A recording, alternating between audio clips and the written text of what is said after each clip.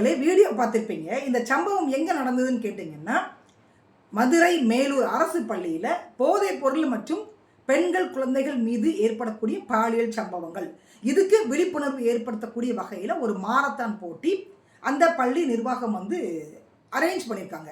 அதில் சிறப்பு விருந்தினராக நம்ம உயர்கல்வித்துறை அமைச்சர், காங்கிரஸை சார்ந்த அமைச்சர் விஸ்வநாதன் கலந்துக்கிட்டு போட்டியை துவக்கி வச்சிருக்கிறாரு.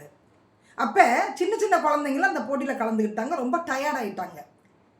உட்காந்த உடனே இவர் என்ன பண்ணுறாரு, உயர்கல்வித்துறை அமைச்சராக இருந்தவர் திடீர்னு மருத்துவராக மாறிட்டார். மருத்துவராக மாறி முதலுதவி பண்ணிட்டு இருக்கிறாரு. அந்த காட்சி தான் நீங்கள் பார்த்தது. முதலுதவி பண்ணுறதை நீங்கள் பார்த்துருப்பீங்க. அந்த குழந்தைங்க தொடையிலிருந்து பெருவரல் வரலைக்கும் அப்படியே நீவி விட்டுட்டு இருக்கிறாரு. சுற்றி வரைக்கும் எல்லா ஆண்களும் பார்த்துட்டு இருக்கிறாங்க. அந்த குழந்தைங்களோட முகமே மாறுது. இவர் கேட்டா, இவர் முதலுதவி நான் பண்ணுனங்க, ஒரு நல்ல நோக்கத்தில் பண்ணுனங்கன்றாரு. முதலுதவி பண்ணுவதற்கு அங்கே மருத்துவர்களை அரேஞ்ச் பண்ணியிருக்கணும். நீங்கள் மருத்துவர்களை, நீங்கள் உயர்கல்வித்துறை அமைச்சர். ஒரு ஆண் ஒரு குழந்தைய பொது இடங்களில் வச்சு தொடையிலிருந்து பெருவரல் வரைக்கும் நீவி விட்டா என்னங்க அர்த்தம்? யார் உங்களுக்கு பர்மிஷன் கொடுத்தா? நீங்கள் எம்பிபிஎஸ் முடிச்ச சர்டிஃபிகேட் வச்சுருக்கீங்களா? அப்படி வச்சுருந்தாலும் பேரண்ட்ஸோட சம்மதம் இல்லாமல் நீங்கள் எப்படி அந்த குழந்தை மேலே கையை வைக்க முடியும்? டீச்சர்ஸ் கொடுத்தாங்களா, பேரண்ட்ஸ் கொடுத்தாங்களா, இல்லை அந்த குழந்தைங்கள அங்கிள் தடவி விடுங்க அங்கிள், ரொம்ப கால் வலிக்கு அங்கிள் அப்படின்னு சொன்னாங்களா? நீங்கள் எதுக்காக போனீங்க? போட்டி துவக்கி வைக்க போயிருக்கீங்க. போட்டி துவக்கி வச்சிங்களா? மாணவர்கள் மத்தியில் ஒரு 4 வார்த்தை நீங்கள் பேசணும்ல, பேசுனீங்களா? போதை பற்றி பேசுனீங்களா? குழந்தைகள் பெண்கள் மீது ஏற்படக்கூடிய பாலியல் வன்புணர்வுகள் பேசுனீங்களா? குட் டச் பேட் டச் பற்றி நீங்கள் பேசுனீங்களா? அதெல்லாம் பேசாமல் அங்கே போய் அங்கே உள்ள நிர்வாகிகளோட சேர்ந்து குத்தாட்டம் போட்டுட்டு குழந்தைங்க உடம்பெல்லாம் தடவிட்டு வெளியில் ஏங்க முதல்வருடைய பிறந்த நாளுங்க, ஒரு டான்ஸ் ஆடினா தவறாங்க அப்படின்னு கேட்குறாரு நம்ம அமைச்சர். டான்ஸ் ஆடினா தவறு இல்லைங்க. குழந்தை உடம்பை தொடுவதற்கு யார் ரைட்ஸ் கொடுத்தா? போக்சோ வழக்கு நம்ம சொல்கிறோம் இல்லைங்க. போக்சோ வழக்கு என்பது என்ன? குழந்தைகள் மீது ஏற்படக்கூடிய பாலியல் வன்புணர்வு. குழந்தைங்க கிட்ட உடலுறவு வச்சுக்கிட்டா மட்டும்தான் போக்சோ வழக்கு பாயும். அப்படி இல்லை. குழந்தைங்க பெண்களுடைய உடம்புல எங்கெல்லாம் தொடக்கூடாது, தொடவே கூடாது, எங்கெல்லாம் தொடக்கூடாதுன்ற ரூல்ஸ் இருக்குது. அதையே மீறி நீங்கள் தொட்டீங்க அப்படின்னா உங்கள் மீது போக்சோ வழக்கு பாயும். அதுவும் பாலியல் வழக்கு அந்த ரீதியில் தான் வரும்.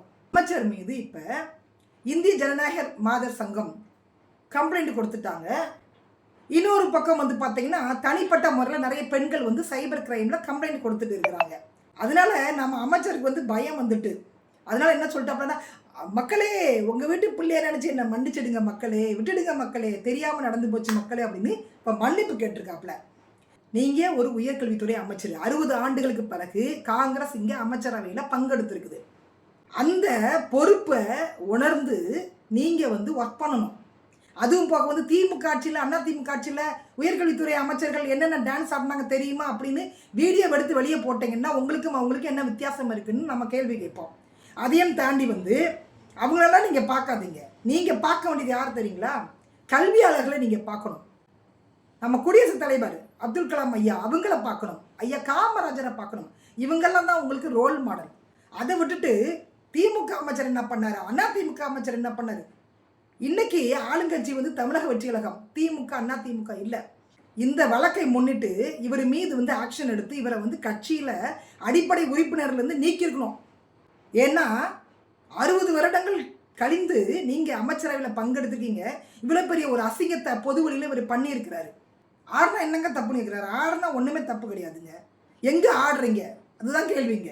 வீட்டுக்குள்ளே 4 செவத்துக்குள்ளே பாட்டை போட்டு நீங்கள் ஆடுங்க, என்ன வேணாலும் பண்ணுங்க, யாரும் கேட்க மாட்டாங்க. அமைச்சர் அதுக்கு ஒரு மரியாதை இருக்குது, அதுக்கு ஒரு தகுதி இருக்குது. போகிற போக்கில் ஜாக்பாட்டில் விழுந்த மாதிரி அமைச்சர் பதவி, சட்டமன்ற உறுப்பினர்கள் பதவியெலாம் விழுந்துருச்சு. அதனால கையும் ஓடலை, காலும் ஓடலை, தலைகால் புரியலை. அந்த மாதிரி இவங்களெல்லாம் பார்க்கும் பொழுது இவங்கெல்லாம் மாணவர்களுக்கு என்ன சொல்லிக் கொடுக்க போகிறாங்கன்றது நமக்கு விளங்கலை. அதனால காங்கிரஸ் மேலிடம் இவர் மீது நடவடிக்கை எடுக்கணும். இவர் செய்தது உண்மையிலே தவறான ஒரு விஷயம். பொது இடங்களில் குழந்தைங்க முகம் சுளிக்கிற அளவுக்கு தொடையிலிருந்து நீவி நீவி நீவி விட்டுட்டு இருக்கிறாரு. நீங்கள் யாருங்க ஐயா? எங்கள் குழந்தைங்களை தொடுவதற்கு, நீவி விடுறதுக்கு நீங்கள் யாருங்க ஐயா? முதல்ல அரசு பள்ளியில் படித்தா குழந்தைங்களை கேட்பதற்கு யாரும் இல்லைன்னு அர்த்தமா? முதல்ல பள்ளி கல்வித்துறையாக இருந்தாலும் சரி, உயர்கல்வி துறையாக இருந்தாலும் சரி, அவங்க படிச்சிருக்காங்களா என்பதை தாண்டி அவங்களுக்கு என்ன பண்பு இருக்குது, என்ன தகுதி இருக்குது, என்ன ஒழுக்கம் இருக்குன்றதை பார்த்து அமைச்சர் பதவி கொடுக்கணும். இங்கே தலைமையிலே சரியில்லை. நம்ம யாரை போய் கேட்க முடியும் சொல்லுங்க? அதே மாதிரி இந்த ஆட்சி வந்த பிறகு கவர்மெண்ட் ஸ்கூல் எல்லா ஸ்கூல்லையும் வந்து கொடியை நட்டிட்டு இருக்காங்க. தமிழக வெற்றி கழகம் கட்சி கொடியை நட்டிட்டு இருக்கிறாங்க. அதற்கு பிறகு வந்து விஜய் வாழ்க விஜய் வாழ்கன்னு சொல்ல வச்சுருக்காங்க குழந்தைங்கள. விஜயோட பாட்டை போட்டு திருக்குறள் மாதிரி மெமரி பண்ண சொல்கிறாங்க, ஒப்பிக்க சொல்கிறாங்க. இதெல்லாம் எங்கே போய் முடியும் தெரியலைங்க. அதனால நீதிமன்றம் வந்து இதை உற்று நோக்க வேண்டும்.